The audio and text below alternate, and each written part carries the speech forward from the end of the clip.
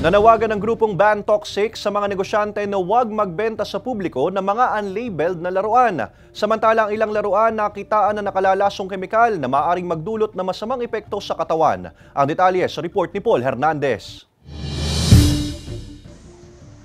Guilty ang inang si Marian. Nasuki siya ng mga murang bilihin. Kahit sa laruan para sa kanyang anak, budget-friendly ang pinipili. Pero hindi naman daw niya isinasantabi ang kaligtasan ng anak sa mga laruang binibili. Muntikan na nga dati malunok ng aking anak yung laruan. Anong Na maliit po, bilog.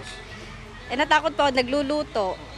Natakot nga po ako, kaya malalaki na lang binibili ko. Mariin ang paalala ng grupong Ban Toxic sa mga consumer na maging mapanuri sa mga laruan. Tuloy pa rin sila sa panawagang ma-recall sa mga pamilihan ang mga squeaky toys o yung mga malalambot na laruan. May chemical na phthalate daw ito na lubhang delikado sa kalusugan. Isang klase ng plasticizer na ginagamit sa mga polyvinyl chloride o yung PVC na plastic para ito ay lumambot. Pangunahing inaatake raw ng chemical na ito ang endocrine system sa katawan ng tao. Nakaka-disrupt po siya ng metabolism natin, yung yung phthalates na yan.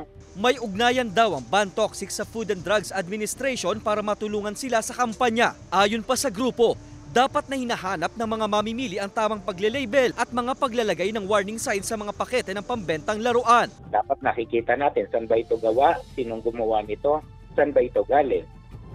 Ikalawa na dapat nating makita ay yung mga edad o yung age grading. No? Payo ng grupo, sa mga lehitimong toy store bumili ng mga laruan. Huwag daw ipagsawalang bahala ang kaligtasan ng mga reregaluhang bata. Kasama si Kel Ravaca, Paul Hernandez, Balitang Southern Tagalog.